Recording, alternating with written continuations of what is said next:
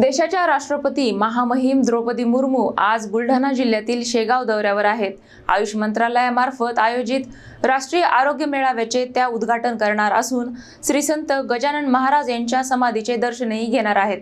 संतनगरी म्हणून ओळखल्या जाणाऱ्या शेगाव शहरात आज देशाच्या राष्ट्रपती द्रौपदी मुर्मू यांच्या दौऱ्यामुळे उत्साहाचे वातावरण पाहायला मिळत आहे। आयुष मंत्रालयाच्या वतीने आयोजित राष्ट्रीय आरोग्य मेळाव्याचे उद्घाटन राष्ट्रपतींच्या हस्ते पार पडणार आहे।